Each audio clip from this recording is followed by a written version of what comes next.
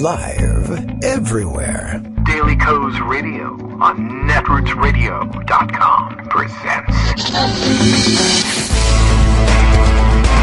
David Walton. Kagro in the Morning Show.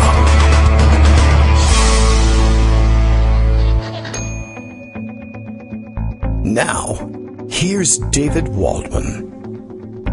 Hey, good morning, everybody. How you doing? It is Thursday, December 19th, 2019. We are holding today's show until the Senate decides on its trial procedure, and only at that point am I willing to release it for those of you who are listening to take in the goodness that we have to share with you today. There's plenty going on. I don't know if you know this, but as it turns out, the House of Representatives impeached the president yesterday, and you might have missed it in your local newspaper because the headlines were so small, no one could see them. And you know, it's a huge media cover-up. It's a media blackout, ladies and gentlemen. They are not discussing it is banner headlines all across the country today. I think the newspaper editors were really actually pretty excited about the possibility of printing this morning's headlines, and I guess last night. They ran some of them last night too, in the big gigantic fonts usually reserved for declarations of war or the death in office of a president, or I guess the sale at Penny's is another possibility too. But yeah, it's like a big day for them. It's all historic and stuff. And as we discussed yesterday, and I don't want to lose sight of this one, I want to remind everybody, this is the first Republican ever to be impeached. I know everybody, obviously thinks about Nixon, and everybody knows by now, he wasn't really impeached. Although I still have people pushing back and insisting, well, he faced an impeachment vote. It's not correct to say he didn't face an impeachment vote. Well, he did. He turned around and ran away. But yeah, this is the first time that a Democratic House or any House of Representatives have ever impeached a Republican president. For all the whining that they do about how unfair it is and how the media and whatever else are biased against Republicans, they have never seen one of their presidents impeached. And maybe that's what's doing it. Maybe that's why they're losing their minds over this stuff. They've never had to deal with it before. They have always been the ones dishing it out and never had to be the ones taking it, and it doesn't look like they're taking it very well. The president, of course, rage tweeting last night as well as this morning. He put himself in a safe space at a rally in Michigan during the actual impeachment vote, so he was impeached while on stage. That was fun and exciting and new for him as well.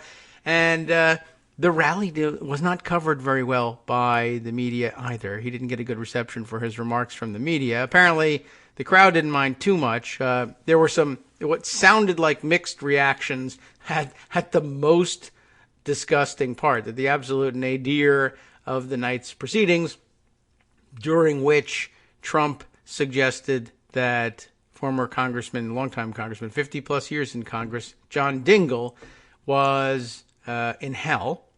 I mean, that's the way it goes with, I think that's where logic, if logic is the tool you want to use in this situation, that's what it would lead you to think. He gave his usual kind of stupid off-the-cuff speech, and I guess he thought there in Michigan, since he's a Republican and all the people who came to his rallies are big supporters of his, that if he kicked the Dingells while they were down, I guess, one of them's dead, so that counts as down. And if he kicked Congressman Dingell's widow, everyone would be on his side because Dingell was a Democrat, they're Republicans, and that's what you do in politics in America. And even among his supporters, it did sound like there was some mixed reaction there. But there wasn't universal rejection of the sentiments. You shouldn't come away with that impression. There were plenty of people at the rally who thought that was awesome, and they couldn't wait to do it again. But it was a low moment, although it's beginning to feel, it already feels like one of those moments where, oh my God, he attacked John McCain, a hero of this country. This has got to be the end for him. Oh my God, he attacked the Gold Star parent. That's beyond the pale. It's the end for him. Now this won't be it either. But at least there was also an impeachment, which technically could in fact be the end of him. But you know how things are expected to go in the Senate. But we'll straighten out the procedure for you and discuss the various the value of various options from here on in, and what might happen, and what probably will and probably won't. And Greg Dworkin's here, the weather permitting, I guess, today, and is ready to roll. So I don't know if you're going to get frozen off the air at any point, but wet. I mean, when Wet. I woke up, it was 12, but I'm happy to tell you it's really warmed up now because it's 13. See, well, it's well, you've gained a degree. You don't that's get what wet kids today in need. 13-degree weather. Okay. You get frozen. Just freezes right to you. Okay, It yeah, does. it was pretty damn low and cold here too. So, not single digits, but we made it to 10 in the morning. But okay, Right. Well, since you invoked John McCain, I have to point out the meme that was circulating yesterday, which was, mildly ironic, and that is, of course, the picture of John McCain, thumbs up, and the caption saying, "I like presidents who weren't impeached." There you go. Now there's only 40. Let's see, 2 of them left. Yeah. Well, and Trump is not one of them. Right. And yeah, it's a really, as Joe Biden might say, a big effing deal. Yeah. And so is he involved it's in funny to watch politics the still? enablers this morning try to deal with this. Mm-hmm. For example, the president was impeached. Trump was He impeached. was. That's basically how all of the networks handled it, except for Fox. Mm-hmm. Fox said Democratic House impeaches Trump. To get that, let's make it as partisan as possible, and let's make sure everybody plays shirts and skins here. And so, there's a lot of stuff going on. What happens now? How is that going to play? But I don't want any of that to, get in the way, certainly horse race stuff, get in the way of the enormity of what happened yesterday. It was a very somber and sad day. Nancy Pelosi wore black. And had complete and total control over her caucus. I say that because after the first article was passed with the expected vote, and again, I have to remind you, prior to this vote, there was all sorts of speculation about the difficulty for the moderate Democrats, the Abigail Spanbergers of the world. What were they going to do? And they all voted with the Democrats, Pelosi, and the United States and the Constitution, all of them, with the exception of the ones who said in advance they wouldn't, which is to say Turncoat Jeff Van Drew and Colin Peterson in a very conservative district. Jared Golden split his vote, just as he said he was going to. And so he voted yes on 1 and no on 2. He should have done it the other way if that's what he wanted to do, but it doesn't matter. He just got everybody mad at him anyway. It's just a reminder that I saw one statistic that said that Jared Golden represents the second most rural district in the United States. And so that's an area which, with split voting, might actually send an electoral vote Trump's way. So I totally get why he was trying to split the baby there. But splitting the baby generally doesn't work well with Mom. No, they well. I'm just saying, it's this. Well, I gave you the bigger piece. What's your problem? No, Right, that's I not split it, you how it choose. works. I'm sorry. Plus, he made the weird choice of going with a logically inconsistent split, as you pointed out yesterday. Yeah, so a lot of it didn't make sense. So now what happens? Well, again, whereas it was speculation that Nancy Pelosi might entertain the concept that Lawrence Tribe and others had brought up about you don't have to send the articles of impeachment over immediately. In fact, that's exactly what she's doing. And she had a press conference and was very careful to say, well, we want to see what the rules are in the Senate before picking our impeachment managers. Very nice explanation. Which was a nice explanation. And Brad Moss, who, by the way, is the law firm that represents whistleblowers, What? Okay. is also a legal analyst, and he's very active on Twitter, and I follow him, and he follows me, and, he's a nice guy and all of that. And had a nice last night. It was late, so people may not have seen it, sort of explainer here, which I thought was kind of interesting. He says, so everyone thinks the Dems' apparent strategy to hold off on sending the articles to the Senate is either a pointless delay or reflective of their lack of seriousness about actually impeaching the president. I disagree. It's not what I would do, but I get it. And then goes on to explain. And before I even do that, I have to point out Susan Hennessy, for example, this morning tweeted something along the lines of, I don't get it. If Pelosi doesn't send this over right away, it shows a lack of seriousness. I mean, the lack of seriousness that Bradley Moss predicted last night is exactly what some pundits are saying this morning. And he says, look, this is a negotiating tactic. Pelosi knows there are some Republican senators who are uncomfortable with the president's style and his conduct, but right now are not inclined to desert him. A delay of a few weeks over the holidays will have the president stewing, ranting, like he did last night, insulting people like Debbie Dingell and the memory of John Dingell, which did not go over well at the rally. There was like stone-cold silence when he did that. It appears more than likely there will be a superseding indictment out of SDNY against Parnas and maybe Giuliani, and the president will keep talking. If you're Pelosi, you view this like a quarterback trying to trick the defense into jumping off sides. If they don't bite, so be it. You go. And if they jump, you have new options. For the House Democrats, actual conviction remains unlikely. It's about ensuring that the Senate trial brings in the additional witness testimony that the House never got to hear due to White House refusals to cooperate. That full record will be helpful to inform the public going into the 2020 vote. If the public learns all the details and still reelects the president, so be it. That's their prerogative. But if it shifts the public's view, then you got something. So that's his explanation of what's going on there. Yes, and there are many, and that's a good one. We could share others. What are others? Well, one other one that I would pose to journalists in particular who claim not to be able to make any sense of the delay whatsoever. I would ask you this.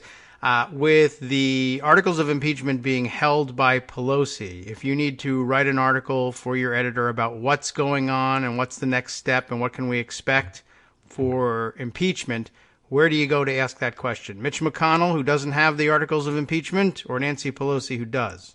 And if the articles are sent without delay to the Senate, who gets to field the questions about impeachment and what it means from now on? The answer there would be Mitch McConnell, in whose hands the impeachment articles now are. That's in fact correct. Not only is it correct, but it also fits in with what the reporters had already started to write, which is, okay, impeachment, but now everything moves over to Mitch McConnell and the Senate, where the Republicans hold all the cards. Yes. I mean, they pre-wrote their anguished response about, what are you doing? I didn't anticipate this, and I didn't pre-write this, so what are you doing? Yeah. But this morning they're going to have to go and ask the only questions they can ask of. They can ask McConnell. McConnell will have to say, "Well, we're going ahead with our planning." He's going to be on the floor this morning at 9:30, making his own remarks, yes, basically saying that we don't have to do anything until the Democrats send over their incredibly weak case that they want us to clean up because they didn't do their job. That's basically what he's going to say. Yes. So his comments are going to be unchanged regardless. But, when it comes to tomorrow rolls around or whatever, there's only one place to go to find news about impeachment, and that's Nancy Pelosi. And that's a good thing for Nancy Pelosi and a lousy thing for McConnell. Right, exactly. As far as driving the news cycle. But as far as like what really went on and the enormity of it all, actually, I'm going to quote conservative lawyer Oren Kerr, who in this case speaks for me. Okay. He says, I don't know if Trump's impeachment will help or hurt him in 2020, but I don't care. Trump's actions were at the core of the kind of conduct the framers drafted the impeachment power to address. It was good for the Constitution for the House majority to act accordingly. Period. Yeah, well, then that's... Full stop. Yeah, that's not actually even necessarily an answer to the question, but it's still a good answer, and I'll take it. Whatever happens, whatever they do and whatever the process is, this was important. Yeah. Now, Aaron Blake looks a little bit about Trump's reaction. As he's impeached, Trump laments the failure of his quid pro quos. Trump was accused of bribing a foreign country. His response to complain that his donations and power hadn't bought more loyalty from Democrats. He also suggested one of their spouses was in hell. Yes, right. Right. He did those things. He did do them. Right. So she calls me up. It's the nicest thing that ever happened. Thank you so much, talking about the funeral, because he allowed Dingell to have an A+ memorial service, including flags lowered to half staff. And then he imitates Debbie Dingell's voice and says, John would be so thrilled. He's looking down. I said, that's okay. Don't worry about it. Then Trump added, maybe he's looking up. I don't know. Right. And then elsewhere in the speech, Trump also pointed out two New York Democrats to whom he donated over the years and suggested it wasn't right for them to support impeachment. And he mentioned Chuck Schumer and Carolyn Maloney from Long Island. Yes. Or East Side, sorry. Manhattan, East Side. Oh, right. Yes. I always want to say Long Island because I just always want to say Long Island, but no, East Side. I made lots of contributions years and years and years. The first person I see, Carolyn B. Maloney, I raise my hand to impeach. Well, give me back the damn money I've been paying you for so many years. Now, that last comment is particularly telling, writes Alan Blake. I gave you money. You don't vote against me. But it's also the clear implication of his comments about Schumer and the Dingles. Trump, the billionaire, thought he bought Schumer and Maloney's devotion with his money, and he thought he bought it from the Dingles with his powers as president, and there's really no other way to read it. Trump isn't allowing for them to have voted as they did, according to the evidence in their conscience. And so 40 years plus later, after years of donations, Trump as president is lamenting the broken system broke down for him.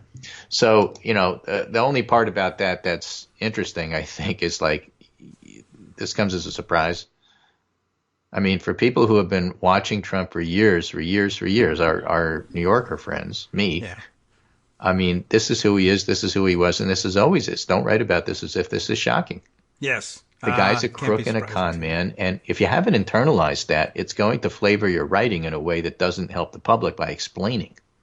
That's why you listen to people who have been stiffed by him, yes, because they get it. Yeah, and there's a large contingent of them. Growing. Yeah. Anyway, so how does it play with the public? It's kind of interesting. So NBC Wall Street Journal polling was out yesterday, essentially saying things haven't moved.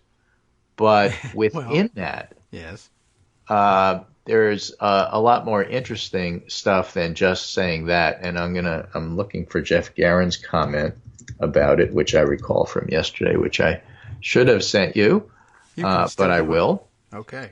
And there's also Nick Gorovich's comment as well, pollsters. Okay.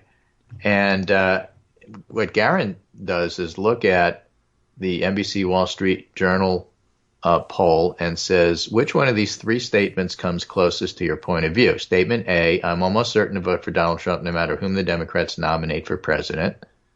Certain to vote for Trump, 34. And that was the same in October, by the way.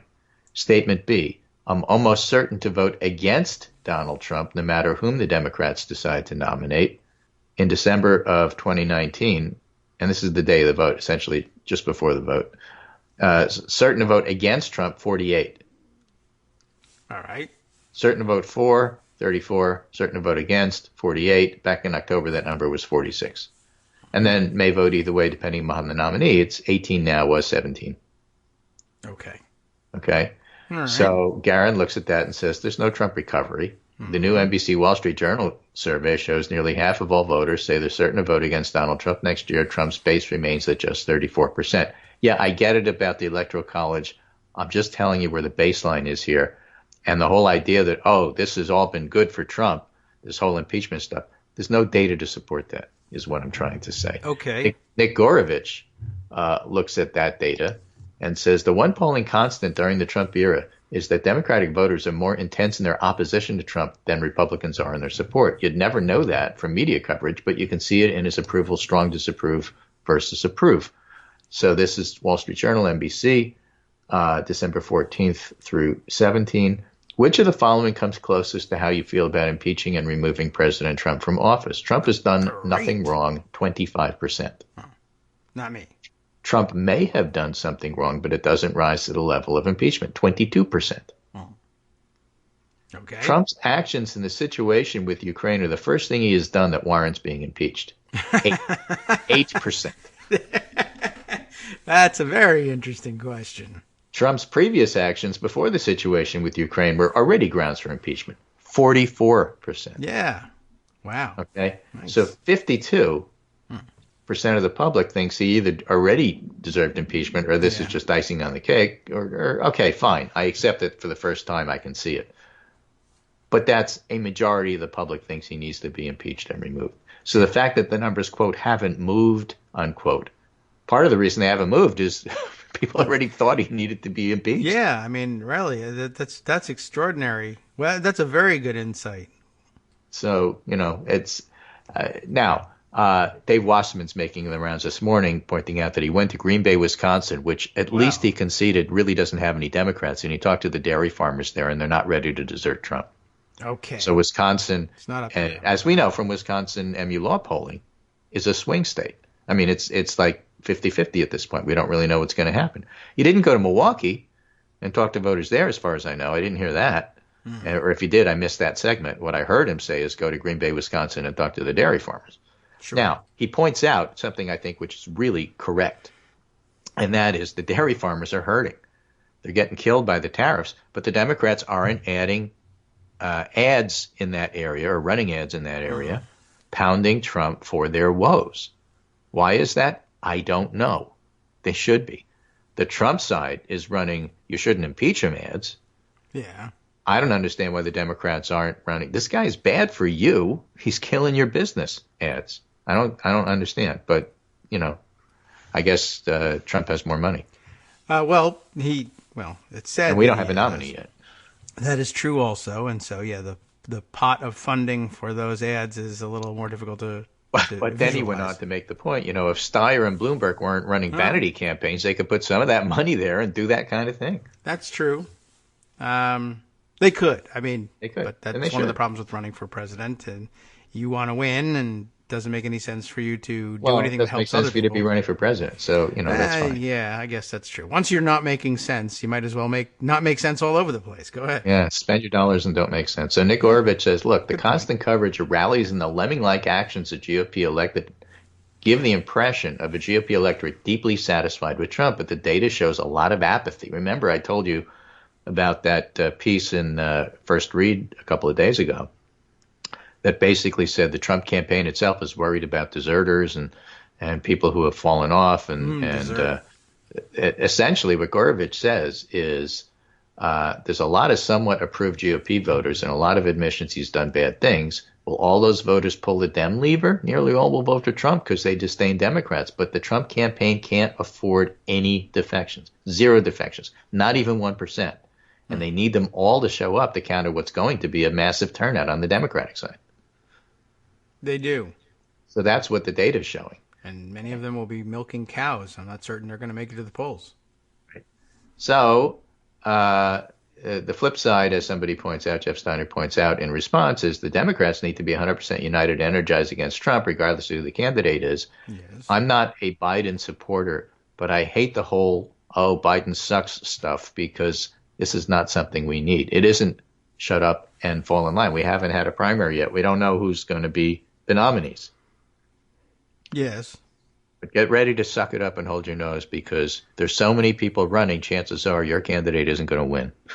That's true. Now, if it does, great. You'll be enthusiastic. But if it's one of the others, that's any true. warm body who's a mature adult in 2020. Yes, well, you should be prepared for that outcome. And be prepared. That's all. Good point there. I mean, just that, not saying who should win or who's leading now with multiple candidates like this. The odds are against your person. Yeah, just there's so many. Chances are yours isn't going to win. So there's 2 things left to talk about today. We can talk all day about impeachment and process. And I love it. Don't get me wrong, especially because I don't understand it. And I love when you explain it to me. But it's what you say it is. Yes. If it's what you say it is, I love it. Hopefully by the summer. By 2 things. Mark Meadows' retirement. Oh, yes, right. Or Democratic primary stuff. Which do you want to do before the break? Which do you want to do after the break? Let's Meadows. Let's do that. Okay, let's do Meadows. Trump Valley, U.S. Representative Mark Meadows won't seek re-election. Good. Wow. A top ally to President Trump said he won't seek re-election. This is, of course, amidst the North Carolina rejiggering of their congressional districts. That shouldn't have mattered. He wasn't much in danger of losing. And here is a key fact from this Associated Press piece that I'm going to come back to maybe. Candidate filing ends Friday. That's tomorrow. No. In North Carolina.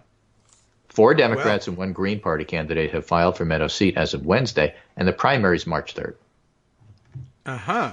So what happens now, you ask? Early. Oh, I have an answer for you. Yeah? Yeah, it's not because I know this stuff, but there's people out there that know this stuff. So Jerry Cohen says, look, if Meadows were to resign, party executive committees in the old district, not the new district, but the old district, would nominate for a special election, no primary, because the primary deadline was December 10th, and we're past that.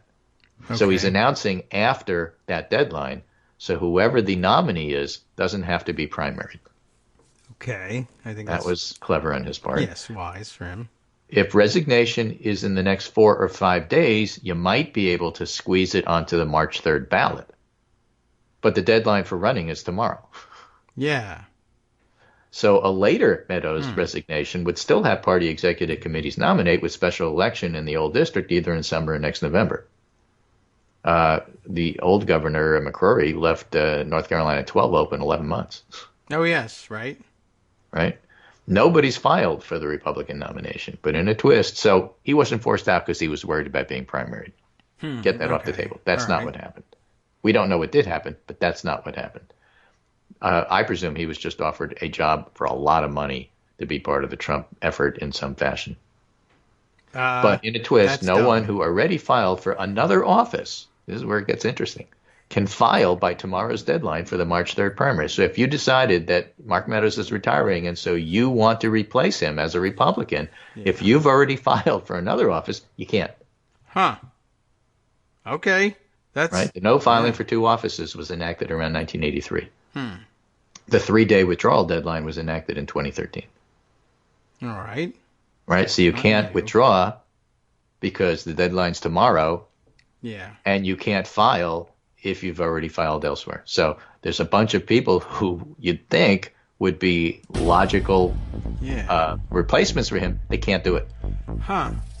Yeah, so Isn't that have interesting? someone in mind. Yeah, I mean, I guess that probably leaves the governor with little choice. Mark Meadows' daughter is now going to. Well, that wouldn't be the governor's choice anyway, so I guess it doesn't matter. It's the nominating committee. Yeah, there's got to be nepotism in there Yeah, somewhere. You know, right. I somebody guess step so. in. The only people they can come up with is basically whoever Meadows hands them. Okay, well, he's a player, but Player. he's not here That's what anymore. happens. Is it fair? No, but it's Republicans.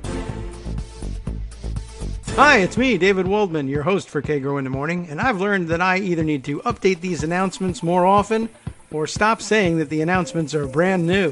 What's not new is that this message, too, is a call for your support in keeping the Kagro in the Morning show on the air. My thanks go out to all of you who do support the show through your donations. The stats say that Kagro in the Morning fans download our program about 2,000 times each weekday, but our donors make up only about 8% of our daily listeners. Patreon.com, Patreon.com, makes it simple to make easy, secure, recurring monthly contributions to support our show. Patreon.com/KagroX gets you straight to our donation page. If we're helping keep you sane during the Trump era, consider what that's worth. $1 a day? 50 cents? One thin dime?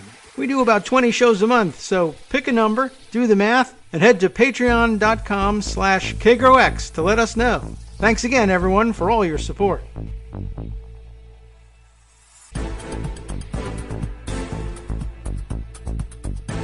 Welcome back now to the Kagro in the Morning Show here on Networks Radio. All right, we've had a lot to think about over our break. We've had 2 minutes. What's the answer to everything? The answer to everything is 42. Okay. So part of the problem Right. is it's very difficult to just step back and see all the moving pieces and see how it all fits together. So again, when it comes to 2020, we talked about this earlier in the week. Trump has his strengths, but he also has his weaknesses.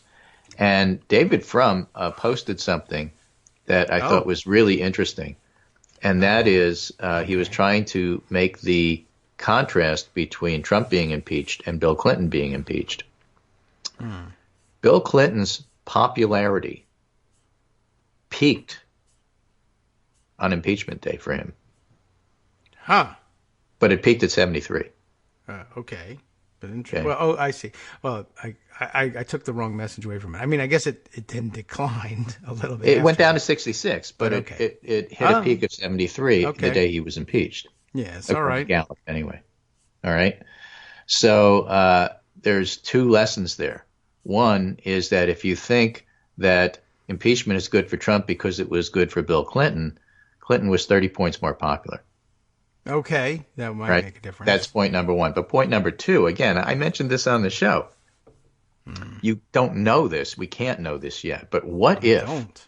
it turns out that pushing impeachment activated all of the partisans, and so you had a rally round Trump effect from Republicans, just like you did with Clinton. Mm-hmm. And what if this is Trump's peak? Yes. Just like it was for Clinton. Well, everybody knows that when the Republicans rally, he's going to, go up in popularity. Dave Wasserman, again, talking on Morning Joe, said he puts the break point at 46, 47. If Trump hits 46, 47, he's got a super chance of getting reelected. But he hasn't reached that. Not only has he not reached that, what if this is his peak? What if what we're seeing now, these 1.5 point improvements for Trump in his job approval is it? What if that's all you see? We don't know that, of course. But the whole idea of, oh, well, look, he's getting more popular and he's on a glide path, which is what Politico said. No, maybe. We don't know. You can't say that yet. Yes, but let's But say no. if you're saying it because that's what you're seeing, that means you were looking for it, and as soon as something matched what you wanted to see, now you're saying, okay, look, this is what I said. Yes, although we have learned at least that We have that learned thing at least is not to do that. Yeah, that thing you're seeing isn't data. We know that much. Right. What if it's what we used to call a dead cat bounce? Bad news for the cat. Bad news for the cat, but, that refers to the mild improvement in polling right at the end of a campaign when you were going to lose anyway, and you fool yourself into thinking, look, the trend is in my direction. We don't know that yet. But when you go back and look at what Jeff Garin and Nick Orovich pointed out about the depth of opposition to Trump, which, of course, people on this show don't need to have repeated to them. They get it. Just be a little cautious about assuming that this is all good for him, because that's what Republicans keep telling all of the reporters in D.C. In fact, Jay Cost, who was one of the conservatives who used to work at Weekly Standard, who I like personally, but don't think much of in terms of an analyst, said, yesterday he was talking about a number of different things, but one of the things is this is so obviously good for Trump. And no, and it was obviously poorly played by the Democrats, this whole impeachment thing. Sure. And why are you saying Nancy Pelosi is so smart when she let her moderate Democrats in Trump districts get in this position by having to go on board with impeachment? Missing, of course, Oren Kerr's point, which reflects mine, which is it doesn't matter whether it's good for you or bad for you. There's something you have to do. But again, conservatives and Republicans are incapable of understanding that. It's all about what does this do for you? What does this do for me? They're all Donald Trumps. Yes. That's why Donald Trump had such an easy time getting to be part of the head of that party. Yes, good point. Well, you can't say that this is good or bad for the country. It's ridiculous. It's obviously BS because politicians always lie. So what do they really mean? Well, what if they really mean it's actually a vote of conscience? What are you talking about? What's conscience? There's no such thing. They don't get that. They don't get it. Totally don't get it. So how can Nancy Pelosi be a great speaker when she put her Democratic House at risk like this? And, of course, I pointed out to him, the risk of not doing something was pretty huge. True. So if you're looking at it in just political points, you're missing that. And besides, it was the right thing to do, of course. But the thing I like about you, Jay, I said, is that you're, sometimes wrong, but never in doubt. And he said, that's just Twitter. You don't know me at all about the doubts. And I said, you mean you're a Democrat? Okay. Secretly. Secretly. You're a secret Democrat because we all agonize. I don't know. This is good. Because that's who we are. It's in our DNA. Whereas Republicans are always confident about everything, whether it's completely or totally wrong or not. Yes. Interesting, too. That's a good dodge. This is just Twitter. You don't know me. Well, where are we now? Yeah, where are we now? We're talking on Twitter. Yeah, as far as Twitter goes, fine. But, we get along. He's What am fine. I supposed to He's do? not obnoxious about it. He's That's not Hugh nice. Hewitt. He's not Byron York. He's not one of the enablers. Good. He doesn't like That's Trump. nice, huh? But, he's just not a Democrat and doesn't understand why Democrats do what they do. So sometimes it's good to explain it to him. Sometimes, yes. Well, see what he does with it. We'll offer an explanation to anyone who asks. Exactly. That's why we're here. That's why we're on Twitter. So Yes. let us turn, therefore, to the Democratic primary, and that's not inappropriate. We don't cover it every single day, but tonight's going to be a debate. That is. And the I don't debate like will the go timing on of because that, the but okay. labor issue was settled and nobody has to cross the picket line. Okay, right. And Yes, that was I out just there. have personal history here, personal Yes, family history. Right. And that is that my father and mother, both, late parents, were both union organizers. It turned out my father worked for National Association of Broadcast Engineers and Technicians, NABIT, which is the technician union for the networks, NBC and ABC. CBS had a different union representing them. How interesting. And so strikes in the media were not uncommon in the 50s and 60s. And I have a Back in the picture good old days. and a caption from one of the old, New York Herald newspapers that doesn't exist anymore, Herald American or whatever it was, which is a picture, judging by the cars, because it's not dated, looks like late 50s. Okay. And it was my dad escorting Jacob Javits through the picket line. Come on through. And the picketers were wearing sandwich boards. I mean, it was old-fashioned picketing. Sandwiches. Yes. Sandwich boards, not sandwiches. Oh, I would have had them wearing sandwiches. Yeah, Homer Simpson here. That's what happens if you cross the picket sandwich line. boards. You end up wearing a sandwich. But the point was he had a WRCA thing he had to do. He negotiated with the unions. They broke the picket line for him. And the union people escorted him through the picket line. That's what the big picture was, because everybody liked Javits, including Democrats, even though he was a Republican in those days. He was very, very supportive of the union. He would never have crossed the picket line without permission from the union. And so basically, if you ever have to cross the picket line, that's how you do it. You get union permission to do it. So the Democrats did it a different way. They helped settle the strike. That's nice. So now there'll be a solvers. debate. Yes. And that's what we're going to see tonight. The Problem Solvers Caucus. The Problem Solvers Caucus, exactly. Put a little pressure on both sides, and all of a sudden you get it fixed. There you go. Okay. But there will be a debate. So we have some national polling coming out, both NBC and CNN. New 2020 national CNN poll just out ahead of tonight's debate. Biden 26, Sanders 20, Warren 16, Buttigieg 8, Bloomberg 5, Booker 3, Klobuchar 3, Yang 3, Castro 2, everyone else 1% or less. So Bloomberg's at 5. That's one of the higher numbers that you'll see. And then NBC Wall Street Journal, Biden 28, Sanders 21, Warren 18, Buttigieg 9, Klobuchar 5, Bloomberg 4, Yang 3, Gabbard 2, Booker 2, all others 1% or less. All right. So Biden, Sanders, Warren, and Buttigieg, but Buttigieg is definitely in fourth place nationally. And all sorts of stories about maybe his boomlet has faded a bit as people get a little bit more unhappy about some of the things he stands for. Again, I'll go back to what I said at the beginning of the show. If he's a nominee, I'm 100% for him.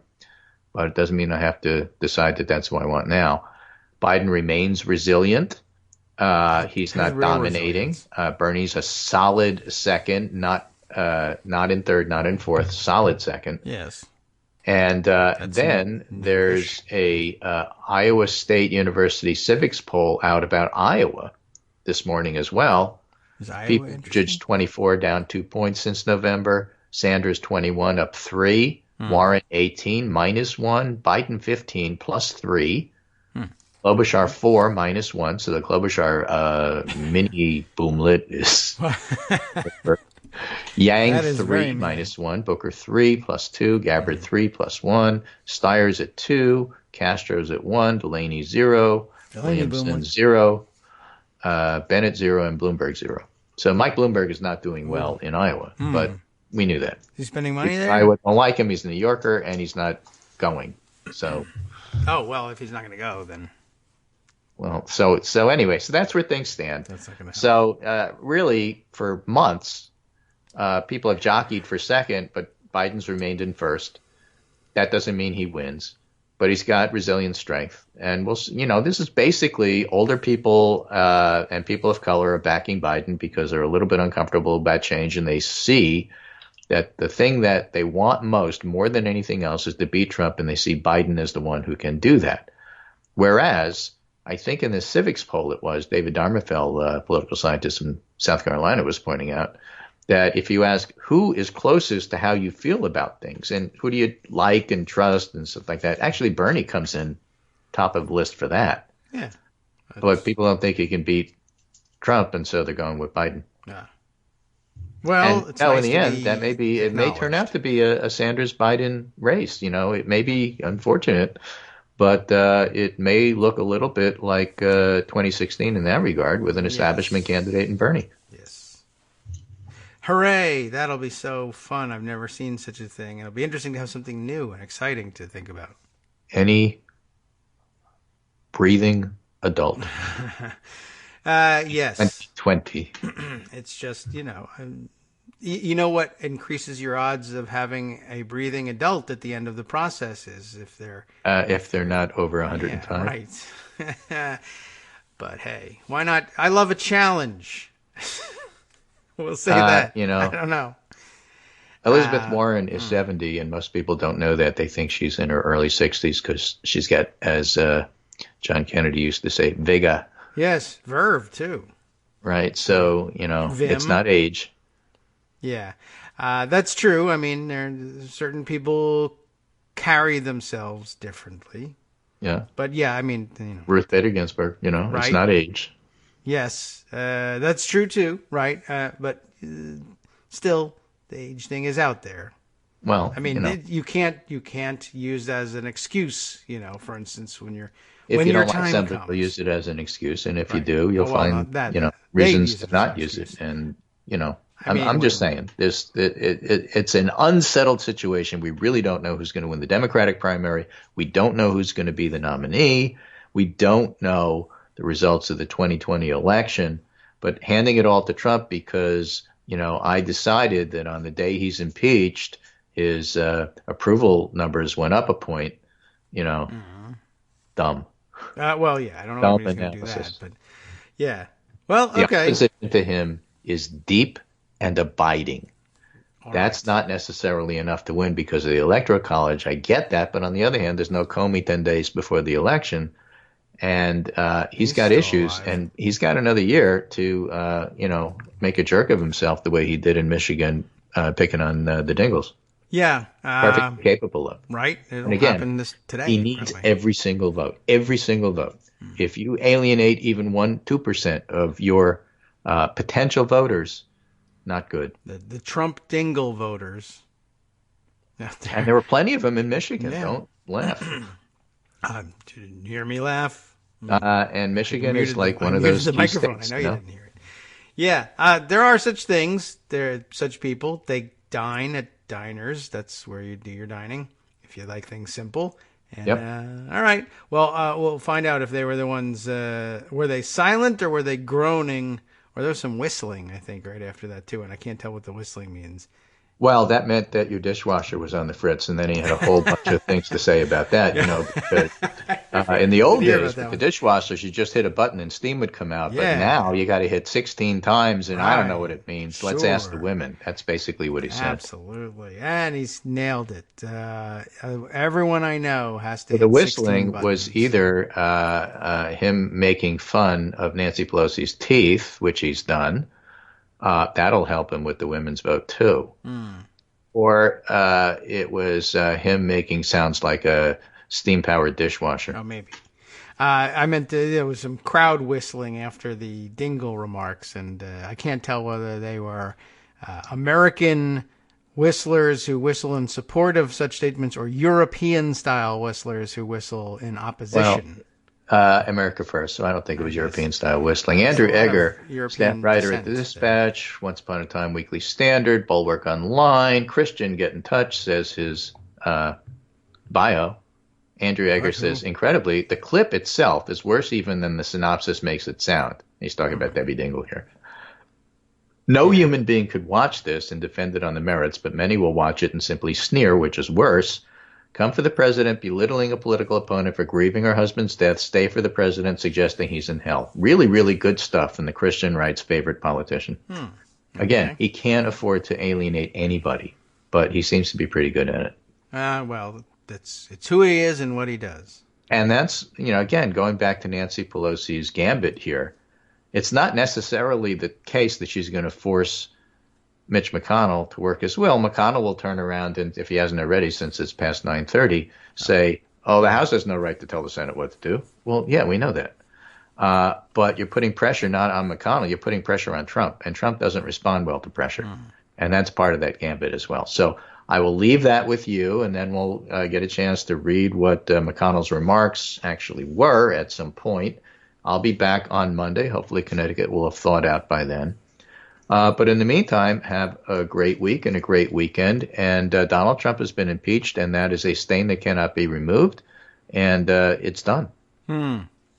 Okay. That's it? And it's a big effing deal. Yeah, that's true. Save the newspapers if you subscribe to such things and you get a physical copy. You can't do that anymore. You can't put them away for posterity. And you probably forgot where you put all the other ones anyway. Yeah. Put them with the moon landing one and other fake news. I sent you at the very end of the list I sent this morning an interesting Dan Zak, who's a journalist at the Washington Post, had the Washington Post and the New York Times front page. Yes. Both of them with the banner headline, as you pointed out, Reserved for War, Trump impeached. But the difference between them is that the Washington Post showed a picture of Nancy Pelosi gaveling. And the New York Times had a picture, or as Dan Zak put it, the Post puts Pelosi and gavel up top. Brand X goes for Trump at his Michigan rally. Brand X, right. We replaced your regular newspaper with Folgers Crystals. Yeah, exactly right. Trump impeached, becomes third president to face trial in Senate. President is third in U.S. history to face Senate trial, as you pointed out, first Republican. But there you have it. So take care, and I'll talk to you on Monday. Okay, let's do that then. Okay. We'll make that the first day of the week in the post-Trump impeachment era. Yeah, unless we withhold it for reasons that are unclear until process is cleared up, But you're right. These sort of things happen, and you got to go with the flow. Take care. All right. Very good. Thanks. Have a great weekend. We'll give it another shot next week and see how things go.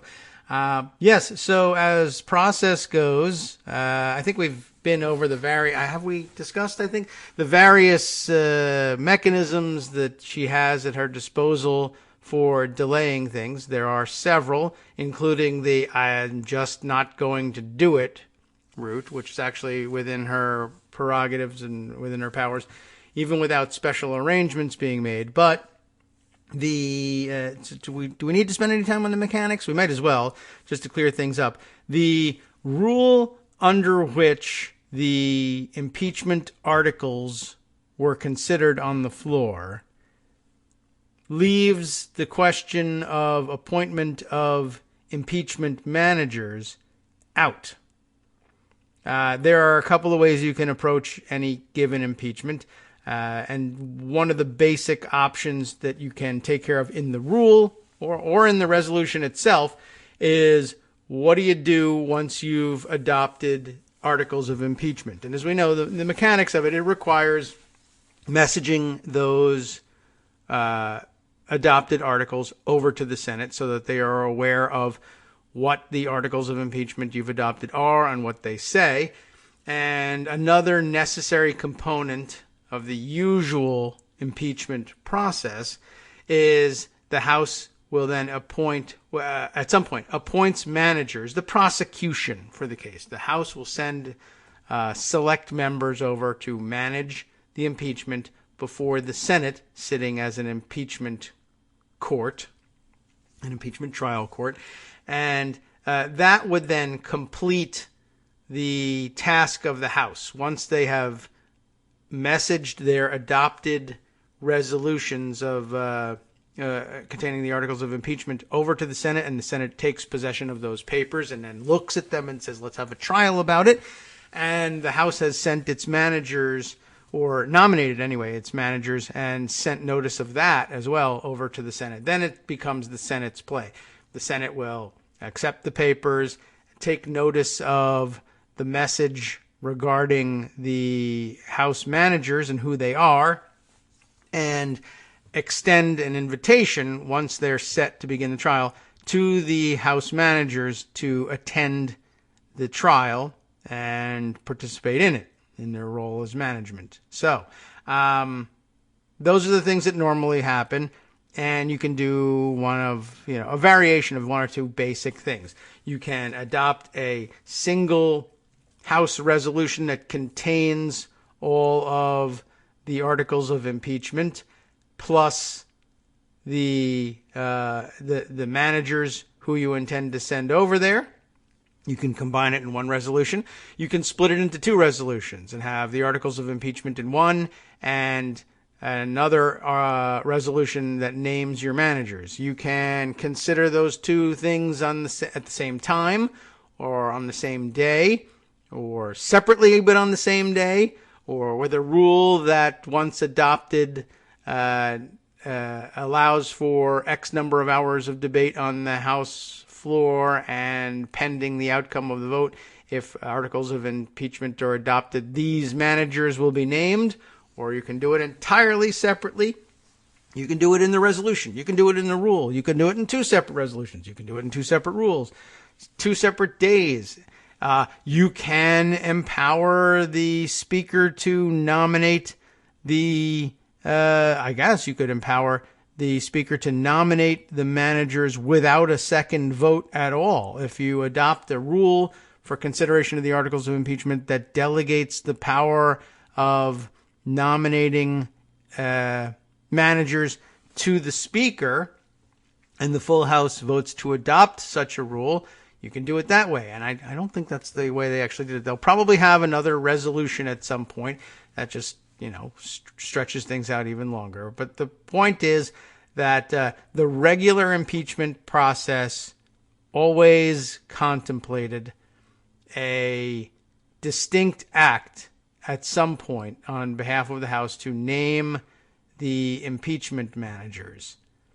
And you could make that distinct act adopting a rule that says we're not going to have another distinct act, or you can separate it entirely.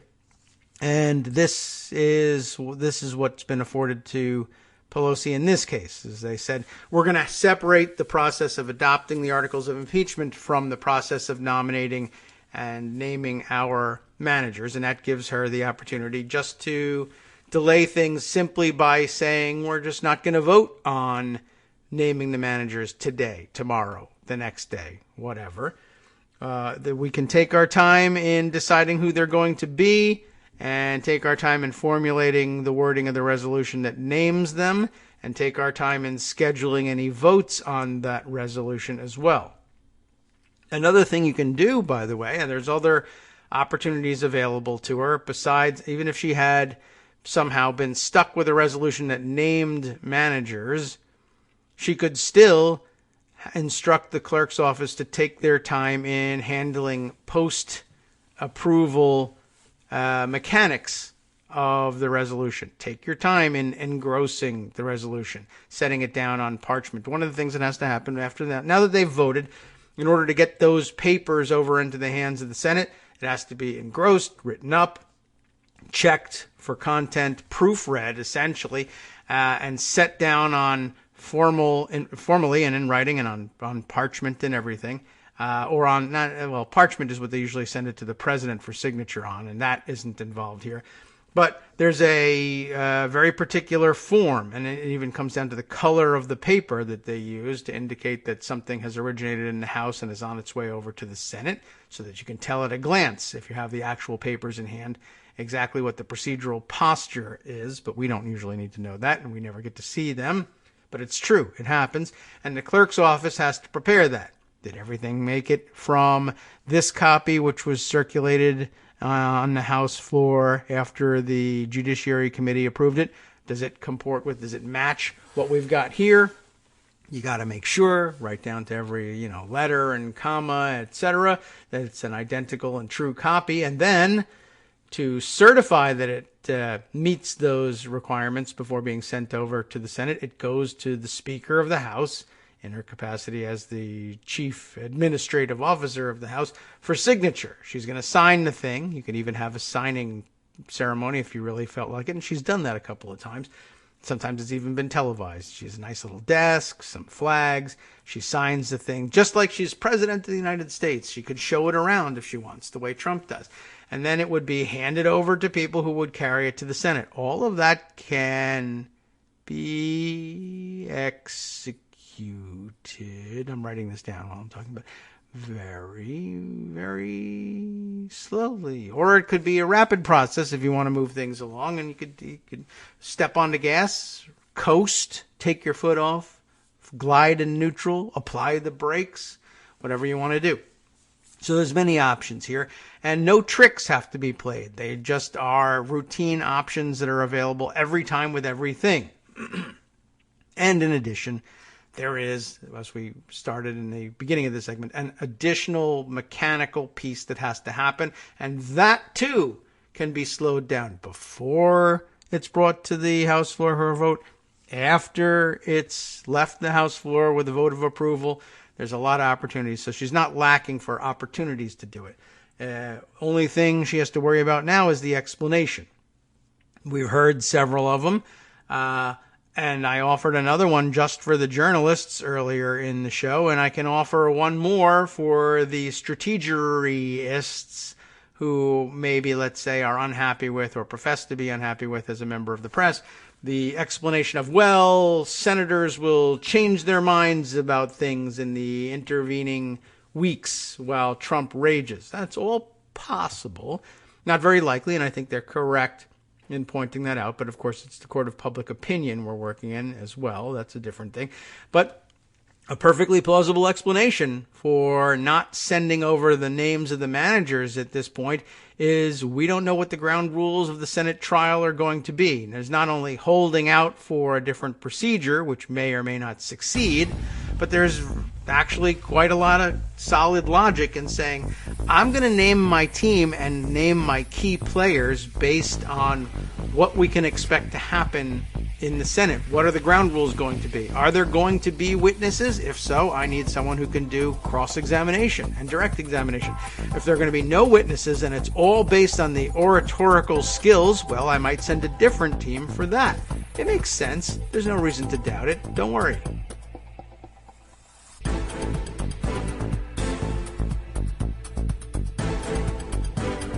Welcome back now to the Kagro in the Morning Show here on Netroots Radio. So, as we were saying, just as we were on our way out the door here for our top of the hour break, perfectly good explanation.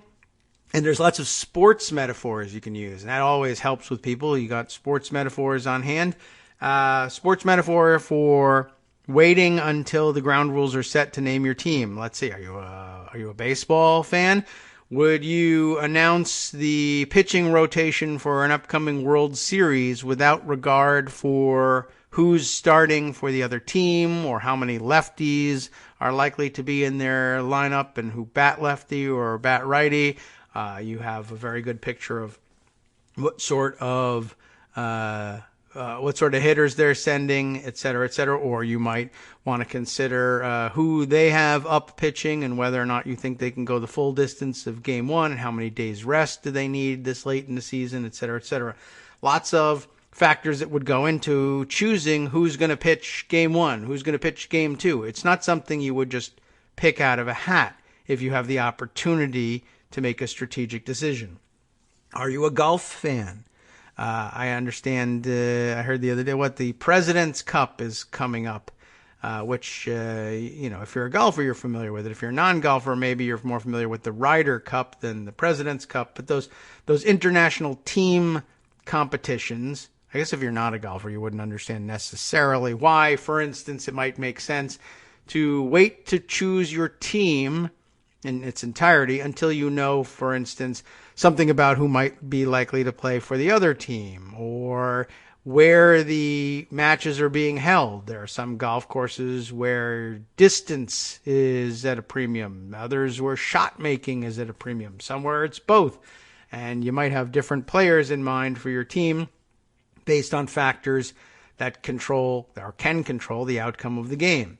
I don't know, other metaphors. I don't know, you pick it. Or if you want to mix your sports, I did see somebody else pointing out, well, suppose you are preparing you think you're playing in the World Series, you're preparing your baseball lineup and the other team announces somehow, because anything can happen in this particular arena, that there won't be a baseball game at all, but a soccer game.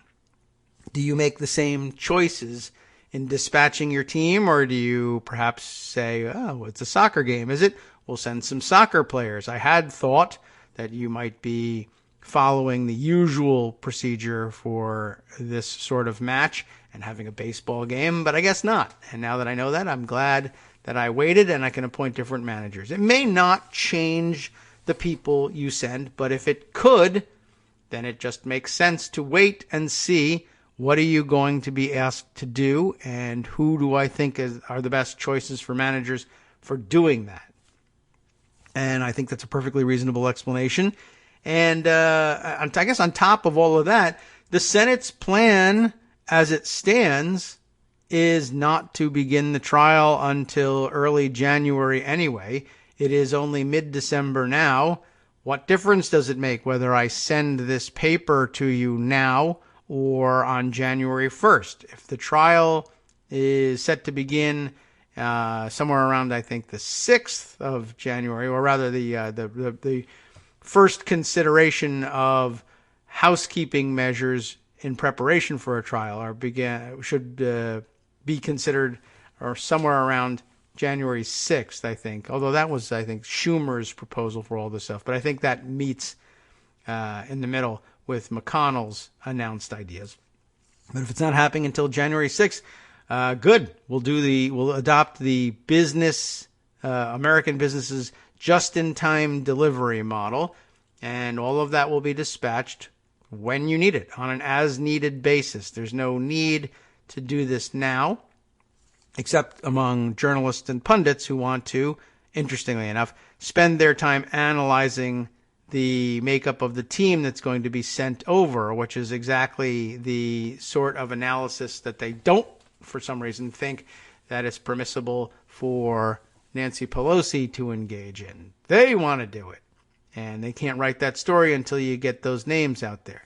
So I don't really know what it is that's motivating their insistence on stomping their feet and saying it doesn't make any sense, but it makes plenty of sense, and you really don't have to worry about it. And I think that has given you any number of options for explaining it. Well, there's something else here.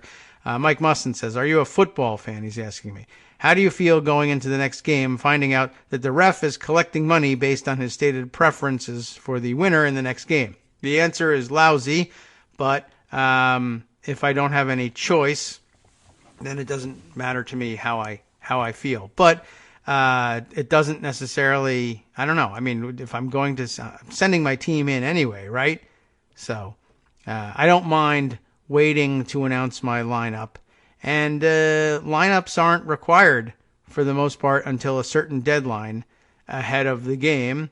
But it gives, usually in any sport, it gives the coach, manager, what have you, every opportunity to think through who they're going to put up in their lineup. And it's not difficult to understand, and I could probably stop explaining it now. I think you get it because of those awesome sports metaphors. All right, let's see. Other questions posed by folks listening to today's show. Jack Ox asking, what about Tulsi Gabbard voting present? I have nothing to say about that. I can't make heads or tails of it. I don't see why it makes any particular sense. It's interesting to note, for the record, as somebody else, I think, I saw tweeting about it earlier today, just noting, well, she's wavered on impeachment. She's gone from I'm opposed to impeachment to never mind, I am in favor of impeachment, and now we get a present vote. It doesn't do anything. I don't think it preserves any particular viability for her in the presidential race. But also I guess it's inexplicable. And for a person who's accused of being another, Putin sock puppet or something. And I think about Tulsi Gabbard being a pawn of the Russians or whatever, is I can't figure out why they would choose her.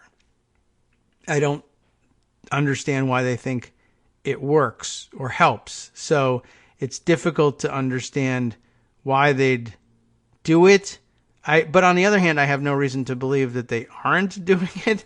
And the circumstantial evidence for it is, I still wouldn't say it's strong. It's just, what the hell is she doing? I don't really understand. Could it just be that she represents a totally different kind of Democrat than I'm in tune with? I guess. But how many are there? Not enough to give her any standing in the polls. So I don't know. I mean, it seems to me like the easier play. Oh, I'm sorry. I should say that there is one explanation that I saw that made a certain amount of sense, and it's really all I can do is say, well, okay, that's an interesting thought. Let me see. I'm going to have to scroll back in the timeline to figure out who it was who said it.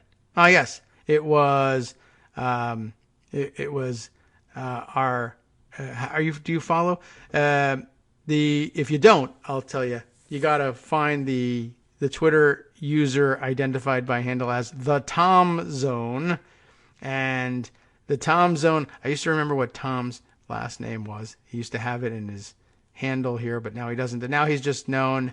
Well, you can find him as the Tom Zone, and the name he displays is Level 45 Chaos POTUS, which I always thought was hilarious.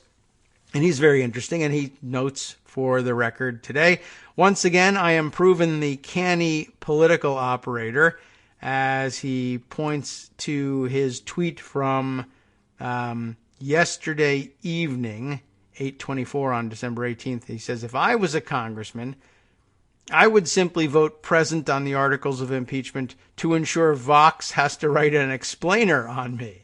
And sure enough, he also produces a screenshot of exactly that, the tweet from Vox, Vox.com. The 4 Democrats who defected from their party on impeachment. It is illustrated with a photo of Tulsi Gabbard. And the headline there, 4 Democrats who defected from their party on impeachment. Tulsi Gabbard voted present, and now we have to have an explainer as to why. I did not read the explainer as to why, so I suppose we've missed out in that respect. I mean, maybe we should do that. He just included a screenshot of it, not a link to it, so I'm going to have to do the work. Let's see if I can find something out, because why not? So what are they? Vox.com. It's actually VOXDOTCOM.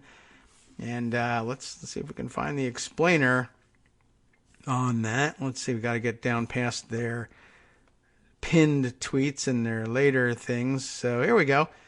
Let's take a look at what they have to say. I'd be interested to know if they have anything interesting to say.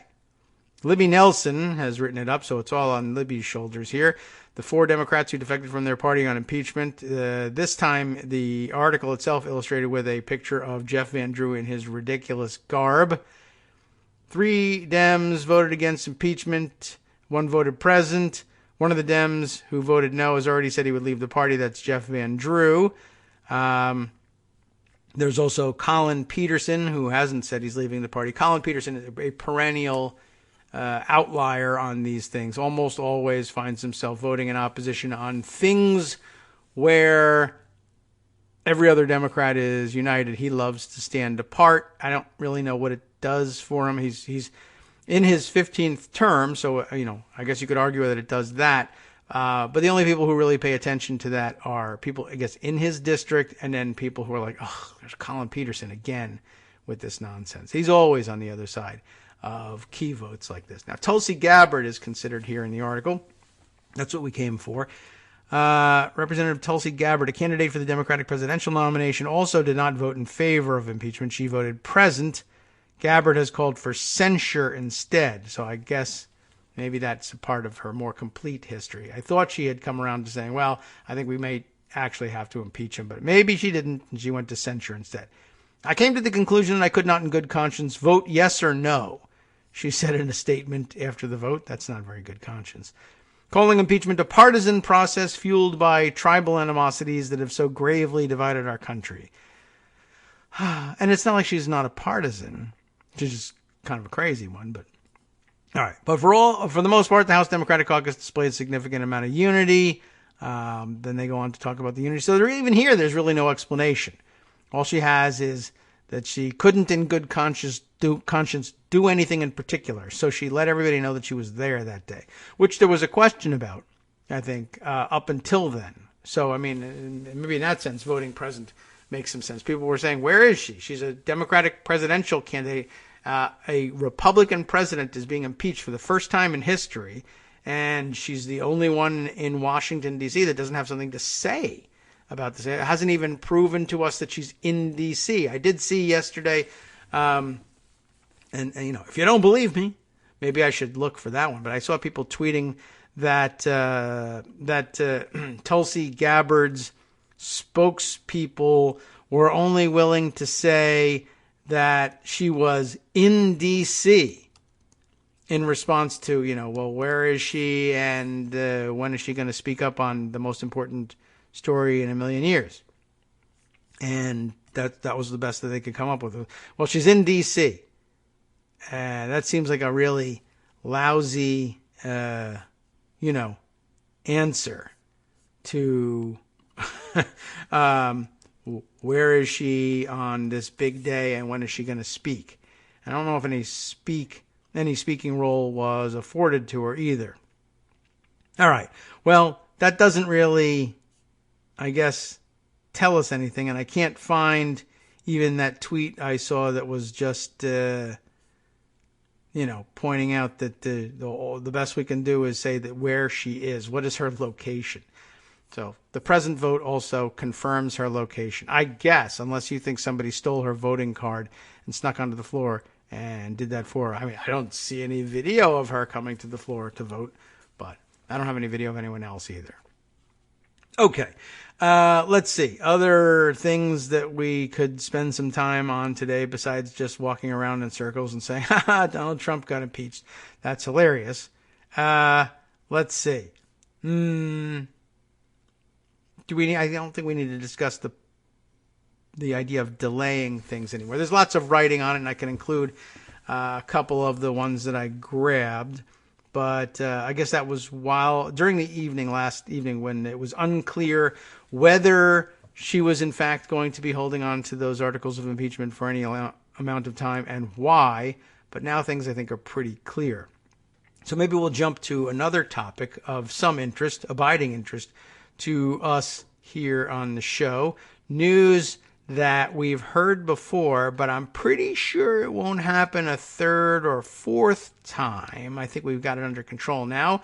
The Hill reporting Chinese national arrested after trespassing at Mar-a-Lago. Can you believe it?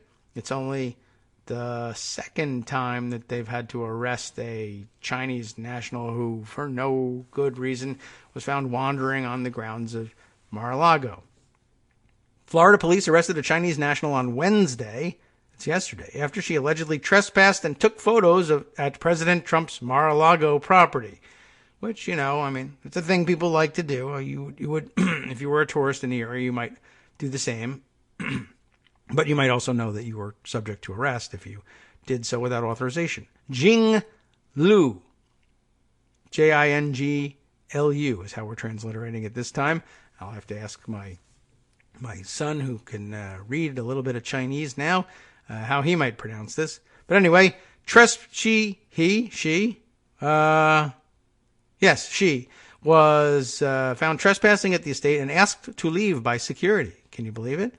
That, according to a spokesman for the Palm Beach Police Department, Michael Ogrodnik is his name. She returned, though, and began to take photos, at which time the Palm Beach Police Department responded and took her into custody, Ogrodnik said, adding that the authorities determined Liu's visa had expired. She's an immigration problem now. It's amazing how uncaring the administration appears to be about Chinese who overstay their visa. How odd. Beautiful chocolate cake they have there, though. Maybe she was looking for that. Liu invoked her right to an attorney and is being held in Palm Beach County Jail for loitering and prowling, Ogrodnik said. It's only the president's property, right? Why can't you come up with something more important than loitering and prowling? The Trump Organization did not immediately respond to a request for comment. The president is expected to travel to Mar-a-Lago on Friday, tomorrow, to kick off a roughly 2-week stay for the holidays. I can't believe this war on Christmas stuff. He and the rest of the Trump family were not at the property at the time of the incident, allegedly. Liu's arrest is the second instance this year of a Chinese national being arrested at Trump's Mar-a-Lago property. Sounds weird, doesn't it?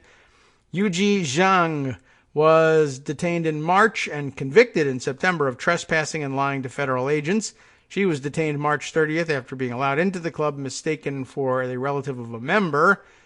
While she initially said she'd come to the South Florida property to swim, once inside, she said she was attending a non-existent event for Chinese-American business leaders. We heard those stories, of course, and shared those. No word on what the latest suspect says they were doing there.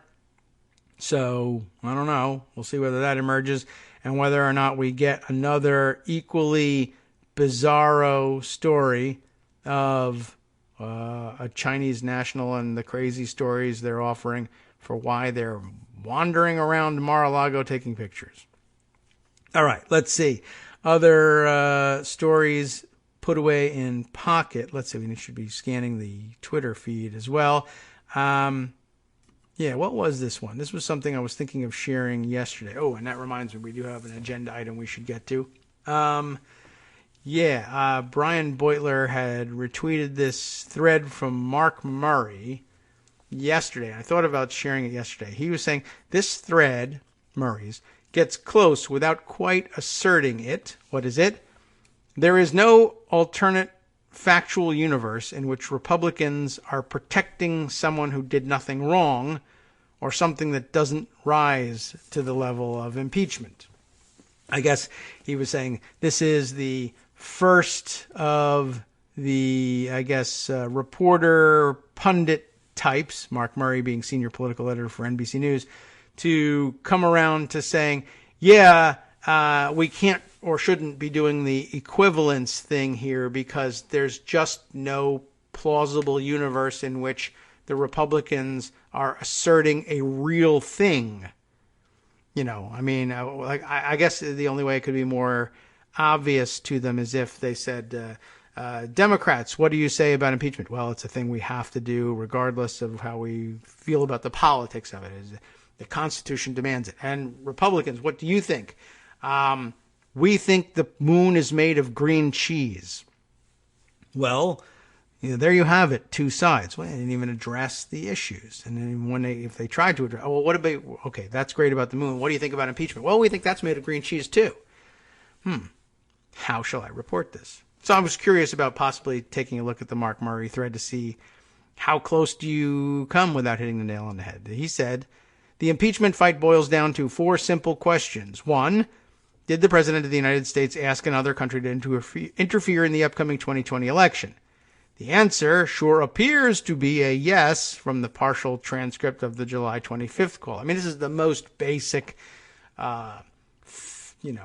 open-minded, open to both sides press inquiry you could possibly have. The rest of us, the people in the country have read things and made up their mind. Unless, of course, they're Republican supporters of Donald Trump, in which they haven't read anything and they've made up their mind. There was a great video being circulated from the Daily Show folks the other day about asking, Trump supporter on the street, you got to read the transcript, right? The president says, read the transcript. Absolutely. Read the transcript. He said it. Just read it. Read the transcript and you know everything there is to know about this baloney. They said BS impeachment. And then they would say, so have you read the transcript? Well, no, I haven't. Others have read it. I've read about it, So to be clear, you should read the transcript. Yes, absolutely. But you haven't done that. Right. Just over and over. It was great interviews. Anyway, so Mark Murray has read the transcript. And he says, it sure looks like the July 25th call shows the president asking another country to interfere in the upcoming election. Number 2 in his tweet thread here, did Trump and his administration withhold military aid?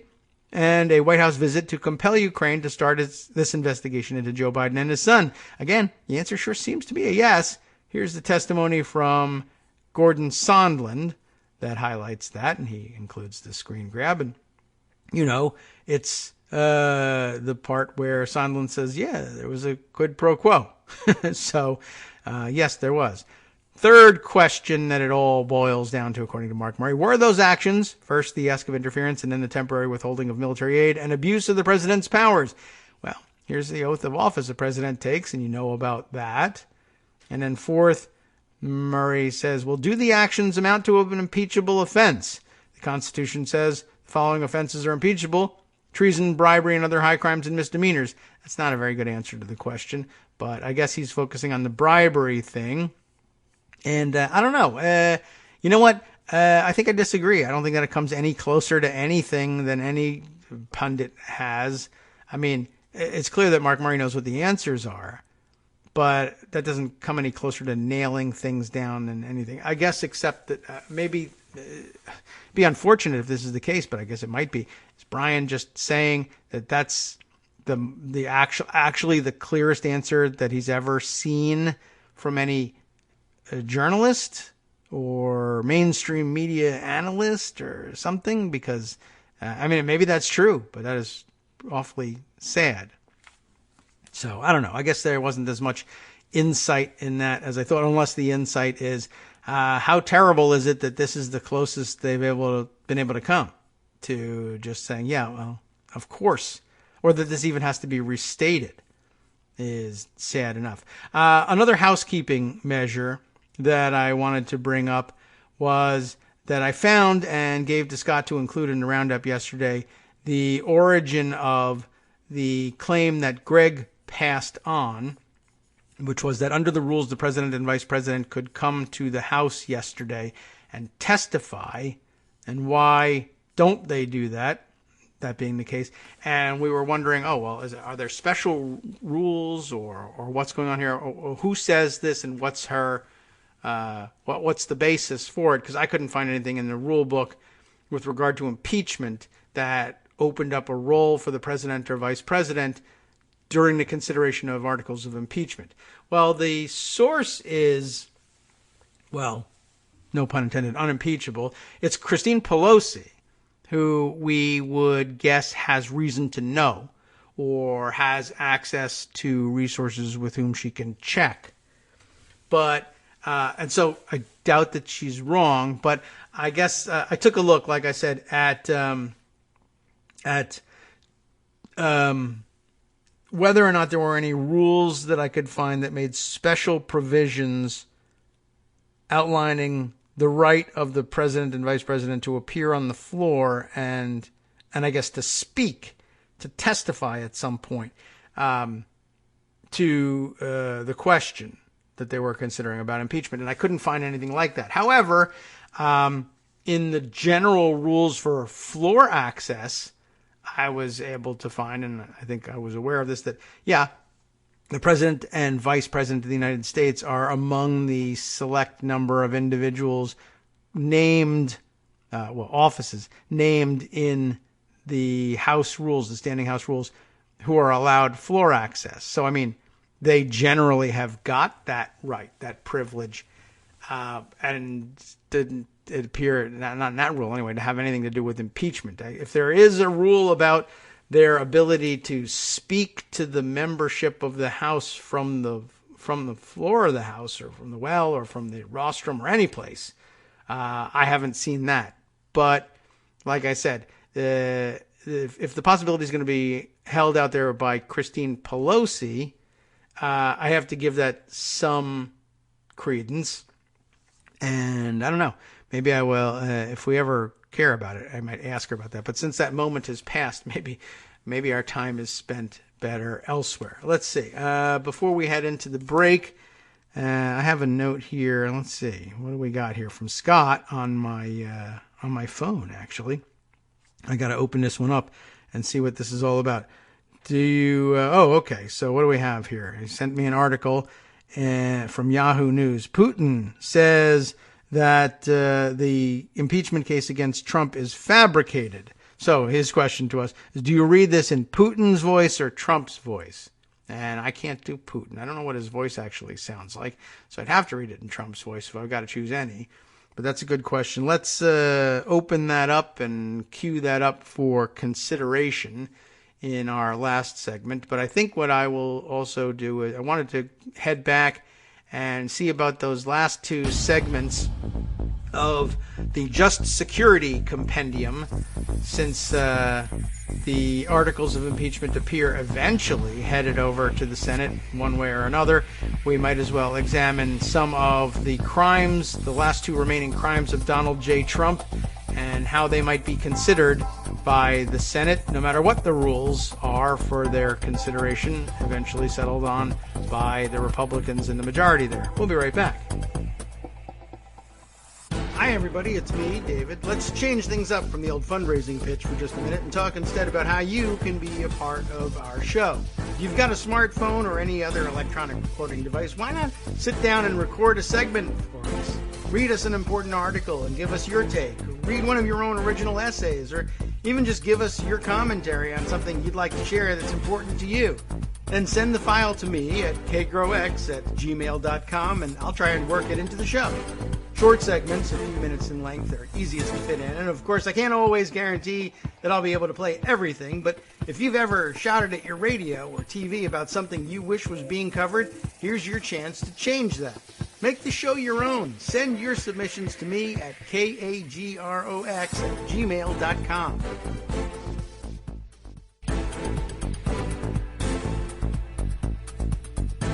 Welcome back now to the Kagro in the Morning Show here on Netroots Radio. Boy, there's so much we could be turning to, and I keep changing my mind about what to go to next. But let's see. First of all the things, let me add Matthew Rigdon's comment here to the roundup. He says, my theory on Tulsi Gabbard. My theory is that Gabbard is a sock puppet for her cult leader. I don't know anything about that. So to tell us a little bit about that, as I've just not paid enough attention to Tulsi Gabbard. I don't know what she's involved in, but a sock puppet for a cult leader who sees political power as a way to boost his quote-unquote church. And that makes some sense. I understand why they would think that was the case.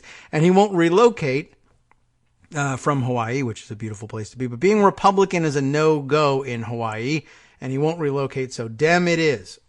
Although it is, Hawaii has been represented in one of its two districts by a Republican representative in recent memory. It just didn't last very long. It's not a safe bet to be a Republican in Hawaii. That's true. So the better play, especially if you don't give a damn about American politics at all and you're just leveraging it for power, is to run as a Democrat. But I don't know anything about the alleged cult or cult leader. But I would welcome some information about it, certainly. So I'd be happy to take that up if you've got something to share on it. Let's see.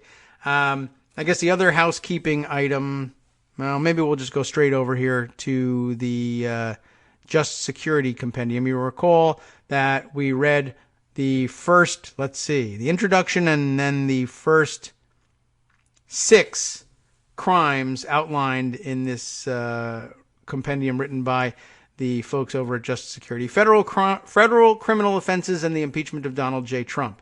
Aside from the introduction, the charges thrown out there that you could contemplate under the criminal code were campaign finance law violations, bribery, honest services fraud, the Foreign Corrupt Practices Act, and then the Hatch Act were the first 6 sections. Oh, and Matthew has sent on an information about Gabbard and her church and cult. If we can get to that, we will. Otherwise, let me grab it and pocket it for future reference. And what we didn't get to in this compendium from Just Security was a contempt of Congress criminal charge. Michael Stern writing about that, and an Impoundment Act violations, a non-criminal law written about by Sam Berger. But luckily, the structure of this thing, we can skip right down and take a look at contempt of Congress all the way through. So we'll give you this rundown. At first blush, the question whether President Trump has committed the crime of contempt of Congress seems to be an easy one. The crime is statutorily defined as follows. Every person who, having been summoned as a witness by the authority of either House of Congress to give testimony or to produce papers upon any matter under inquiry before either House, or a joint committee established by a joint or concurrent resolution of the two houses of Congress, a little jargon for you, or any committee of either House of Congress. So whether you won't appear before the House, before the Senate, before a joint committee, or any committee of either House. Whoever then willfully makes default, or who, having appeared, refuses to answer any question pertinent to the question under inquiry, shall be deemed guilty of a misdemeanor, I guess this would be a high misdemeanor, punishable by a fine of not more than now $100,000, nor less than $100, that's a big range, and imprisonment in a common jail for not less than 1 month, nor more than 12 months. That according to Title II, U.S. Code Section 192. Well, President Trump has not appeared or been summoned to appear before Congress or any congressional committee. Although his administration has been subpoenaed to produce documents on many occasions, as far as I know, none of those subpoenas have been directed to the president personally. For example, when various House committees wished to obtain White House documents related to the Ukraine investigation, they issued subpoena, or as they're known in the trade, the subpoena ducis tecum to the White House, acting chief of staff. As a matter of fact, the Mick Mulvaney, the acting chief of staff. I'm going to raise the volume on that too, so we can get more when we ask for it. Subpoena ducis tecum is just a subpoena for stuff, rather than a subpoena for a person to appear. A subpoena, short, we just say subpoena for everything, but they wanted to let you know, ducis tecum. Easy way to remember that in the mnemonic device is I'm going to, you want those papers? Come and take them, right? Subpoena ducis tecum. Okay. It's duces tecum, in case you want to play along at home. All right. So whenever they wanted papers from the White House, they subpoenaed Mulvaney instead of Trump himself. Thus, it would seem that the president could not have committed a violation of Section 192. Yes. Look at this. The alarm went off again because I snoozed it instead of stopping it last time. Okay.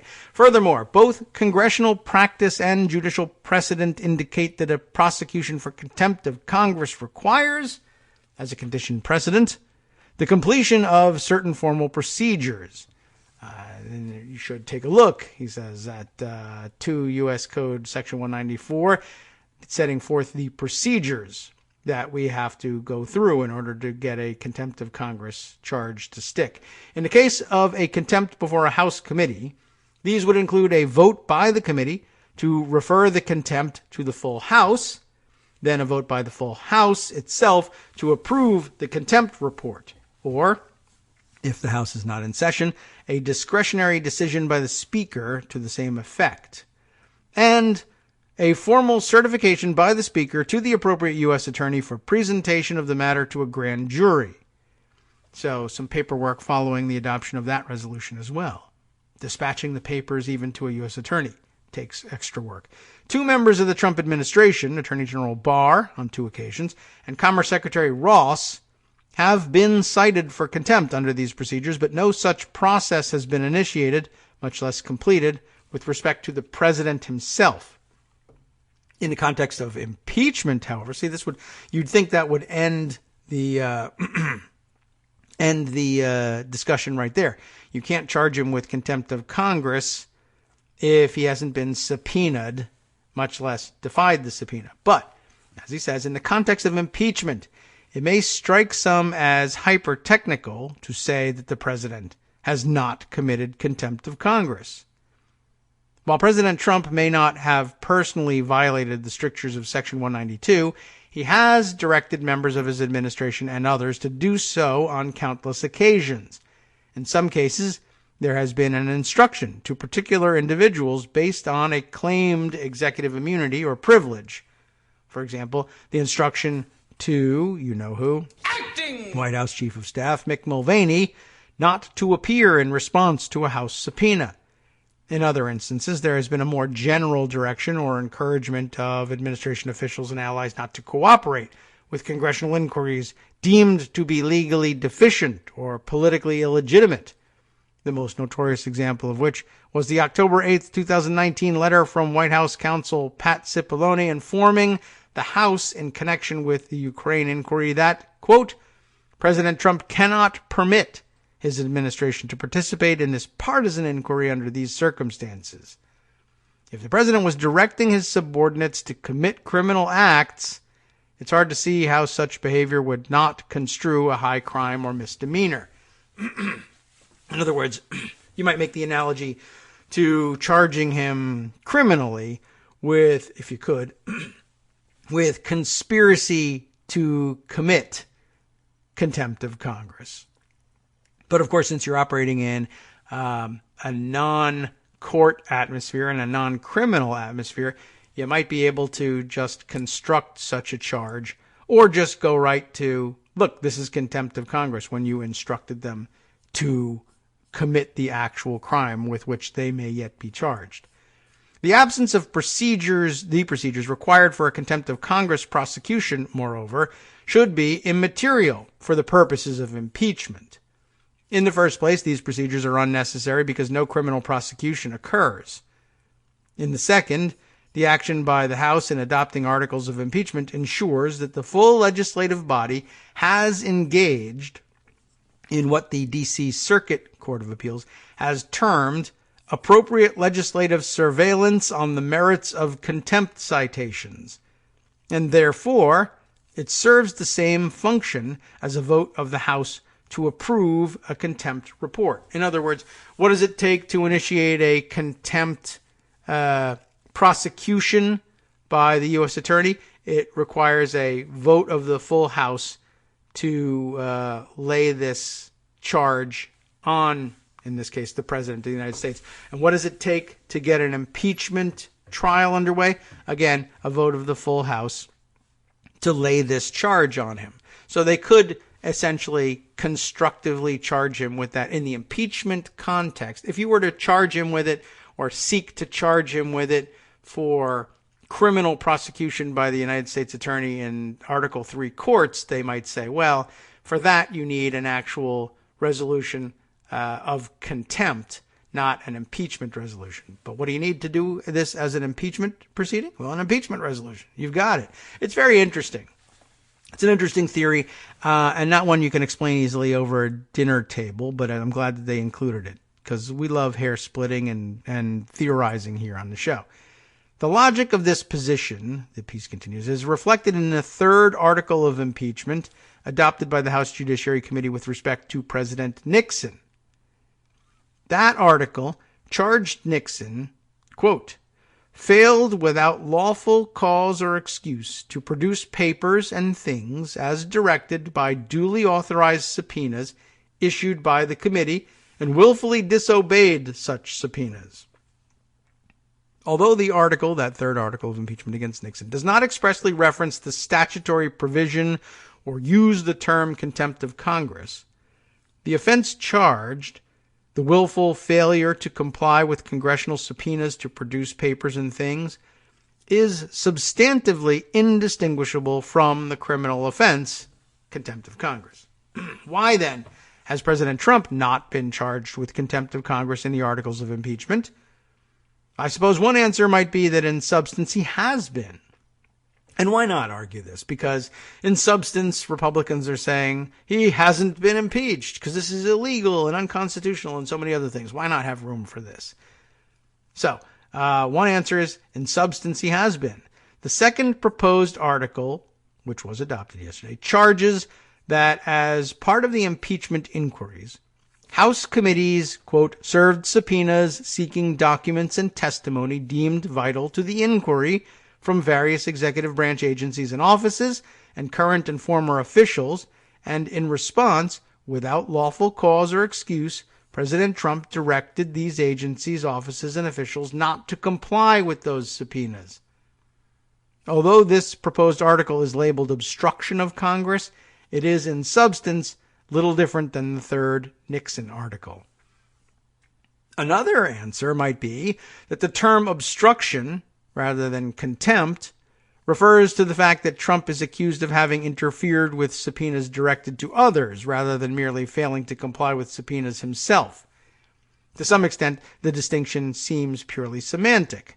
For example, it seems doubtful that the fact that a congressional subpoena for White House documents is directed to a subordinate official, such as a chief of staff, rather than to the president himself, should change the nature of the offense committed by noncompliance. On the other hand, the House's choice of language may be designed to underscore the fact that Trump's defiance of congressional inquiry is considerably broader than Nixon's. Thus, the proposed second article against Trump states, "In the history of the Republic, no president has ever ordered the complete defiance of an impeachment inquiry or sought to obstruct and impede so comprehensively the ability of the House of Representatives to investigate high crimes and misdemeanors." There are other reasons that the House may be shying away from using the term contempt of Congress. In the decades since Watergate, administrations of both parties have developed an array of theories to justify noncompliance, partial compliance, and delayed compliance with congressional subpoenas and demands for information. A number of senior executive officials in prior administrations have been held in contempt by congressional committees, and in some cases by the full House as well. If obstruction is established by the mere fact that an executive official, acting upon the president's instructions, commits a facial violation of Title II U.S. Code Section 192, most modern presidents would be guilty. A related point is that members of Congress have generally refused to hold presidents of their own party accountable for defying congressional subpoenas and other demands for information. As a result, it is difficult for members to argue that the mere refusal to comply with a congressional subpoena, particularly when some sort of executive privilege has been asserted, is a serious moral wrong. One might say that contempt of Congress is now viewed, even by members themselves, as malum prohibitum, that is, a wrong by virtue of the technical letter of the law, rather than a malum in se, a wrong in itself. And Congress, therefore, has increasingly turned to the courts to determine whether a particular refusal to comply with a subpoena is in fact prohibited. Law professor Jonathan Turley's impeachment testimony reflected this ethos.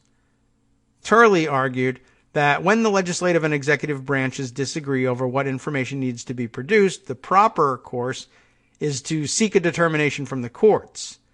Only when a president chooses to ignore a final judicial order on complying with congressional demands would he be impeachable, according to Turley. Turley overlooks several important points. First, although he accuses the House of threatening to impeach any president who dares to go to the courts, Trump has not gone to the courts to seek resolution of any of the claims of executive privilege or immunity he's made. To the contrary, the administration argues, as did its predecessors, that the courts lack jurisdiction to resolve these types of interbranch disputes. Turley doesn't explain why it's unfair to resolve the administration's privilege claims outside of court when that is where the administration says they belong. Second, although Turley contends that the courts can decide privilege claims quickly, this has not been the general experience, as he himself acknowledges in noting the Obama administration's successful effort to, quote, run out the clock in the Fast and Furious investigation with extreme and absurd privilege claims. By the way, you can turn the clock back a little further and acknowledge the George W. Bush administration's successful effort to run out the clock in the inquiries into Harriet Miers and what was his name? I can't remember. The later chief of staff for Josh Bolten, right? Both having been subpoenaed and in the U.S. Attorney's inquiry and refusing to appear and positing absurd and extreme privilege claims there. They eventually did get their contempt citations adjudicated, but the Bush administration was out of office by the time it came down. So, it's not like it was just the Obama administration doing that. Anyway, if Congress must litigate all the way to the Supreme Court to overcome every privilege claim, no matter how baseless, its powers of investigation and impeachment would be greatly diminished, if not nullified entirely. I believe we have made that argument.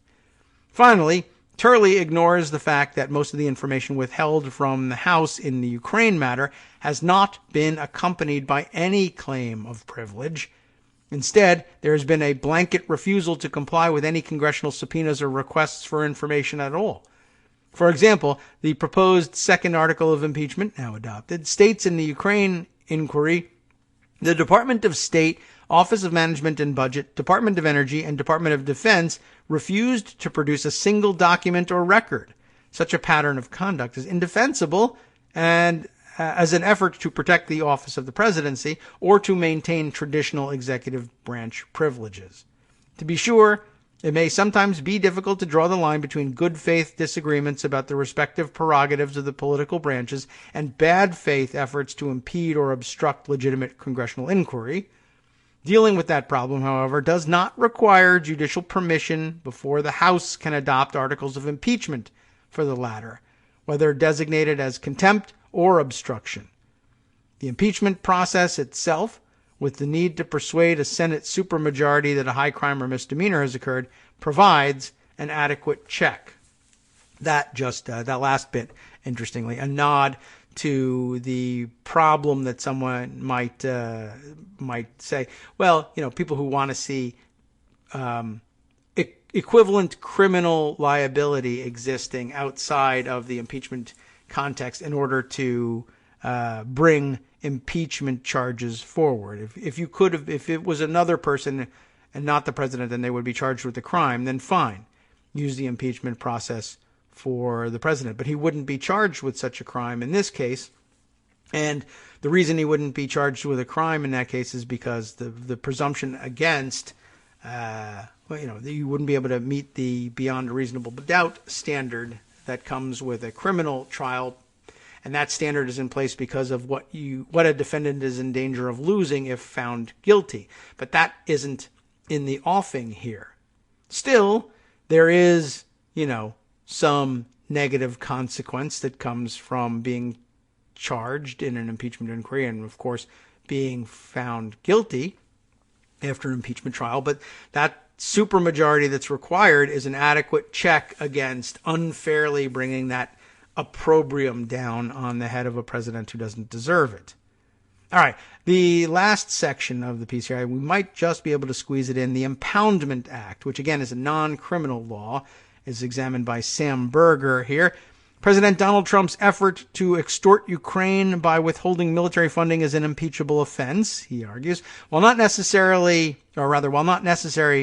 to constitute a high crime and misdemeanor under the Constitution. The way Trump withheld the aid was also illegal, as it violated the Congressional Budget and Impoundment Control Act of 1974, or ICA. While violations of the ICA do not implicate criminal law, they do implicate the president's constitutional obligation to ensure the laws are faithfully executed. Moreover, the White House was alerted that the hold was illegal, but it continued anyway. The ICA was, of course, passed in the wake of President Richard Nixon's efforts to withhold money Congress had appropriated. That's the big problem here, right? Preventing the expenditure of money Congress had appropriated is known as an impoundment. Along with the Anti-Deficiency Act, or ADA, not the Americans with Disabilities Act, but Anti-Deficiency Act, ADA. Along with that, the ICA is one of the cornerstones of budgetary law. The ADA prevents agencies from spending money that Congress has not appropriated, while the ICA ensures that they do spend the money that has been appropriated. There are two types of impoundments that the ICA addresses: rescissions, which are permanent cancellations of budgetary authority, and deferrals, which are delays in the use of budgetary authority. The ICA has a broad definition of deferral as set forth in, are we ready for this one? Title 2 U.S. Code, section 682(1). Deferral of budget authority includes withholding or delaying the obligation or expenditure of budget authority. Let's see, just distracted here. Got to turn down the sound on one of the machines. All right, so deferral.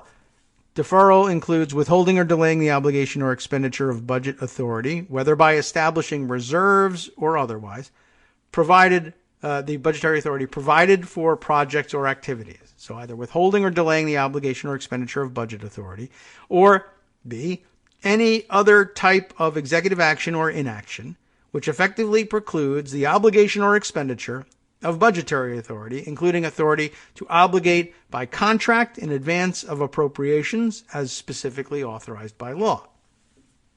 Jargon, but we get it. The ICA strictly limits the instances in which the executive branch can delay the obligation or expenditure of funding through a deferral.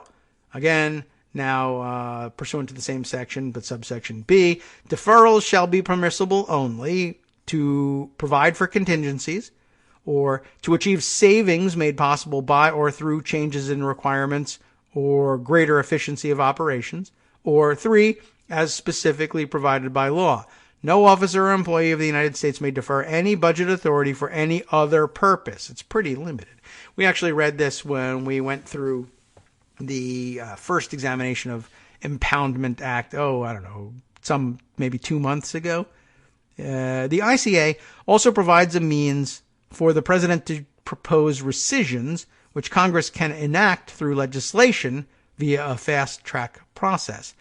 While Congress is considering a proposed rescission, the president can delay spending the funding for a limited time.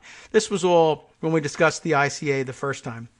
This is where we came, this is, I guess, from whence came the conclusion that President Trump could have delayed or even eventually canceled the funding for Ukraine from a legal basis, but that it required notice to Congress and an explanation of why he wanted to do that in order to give them the opportunity to decide whether or not to treat it as a rescission and undo the appropriating that they had done.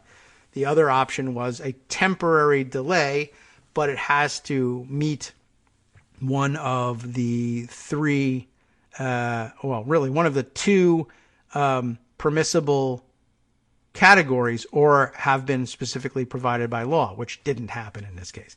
So, in the case of deferrals, the executive branch cannot delay spending such that the funds expire before they can be spent, and that was the problem here, right? As the Government Accountability Office has noted, deferred funds must be released in sufficient time to allow them to be prudently obligated. GAO has also said that a deferral of budget authority that could be expected with reasonable certainty to lapse before it could be obligated, or would have to be obligated imprudently to avoid the consequence, constitutes a de facto rescission and thus requires congressional approval. So what did he do? He said it was temporary, but he delayed it long enough that they couldn't spend the money properly, and that becomes a rescission, and rescissions can't happen without congressional approval. Got it? When an administration seeks to defer funding pursuant to the law, it's required to transmit a special message to Congress that includes the amount of funding to be deferred, the length of the deferral, the reason for the deferral, and the effects of such deferral, among other factors. Similarly, when a White House proposes that Congress rescind funding, it's got to transmit a message that includes the amount to be rescinded, the reasons, and the impact of the rescission, among other factors. And guess what? He didn't do any of those things. There's more by way of proving that that's the case. But here we run into our time problem once again. I don't know. Maybe we could revisit it on Friday again, but you might be getting tired of it by this point. But I find these examinations of the legal factors behind crimes that he could have been charged with to be fascinating, and I think will probably help us, if not follow the Senate trial, because they may not ever touch on these things, but we might find that the explanations behind them are helpful for keeping alive the possibility, anyway, of further investigation. Whether or not they result in any further articles of impeachment, we could never know, and we don't know what the political developments are going to be like. I suppose Trump could talk us into doing it one more time. But the more you understand about it, the better you can argue for it as time goes on, and you can be a part of that possible power play that comes with withholding the articles already adopted from the Senate, at least for some amount of time. All right, got to wrap things up. Time to hand things over to Justice Putnam for the West Coast Cookbook and Speakeasy. That coming up next. What has he got for you? Of course, he'll be featuring Adam Schiff's powerful closing in the impeachment debates, a speech for the ages, as he called it. Also, of course, big story, the Fifth Circuit Court of Appeals struck down the individual mandate part of Obamacare, giving Democrats a line of attack against Trump and congressional Republicans. Trump rally-goers, of course, last night demanding Hillary be locked up minutes after he was impeached. That makes for a good contrast. And Trump economic aide Larry Kudlow admitted the Chinese prefer Trump over Democrats. From Daily Why? Kos We'll Radio tell you after this. on networksradio.com. You have been listening to the Kagro in the Morning Show. With David Waldman. Well, Larry Kudlow thinks the Chinese prefer Trump because he doesn't go on about human rights and other things. There are, of course, plenty of international stories to look at as well. What do we have? Oh, look at this. One of the world's single instances of election violence. A Philippine court found members of a political clan guilty of a massacre in 2009. More about that next.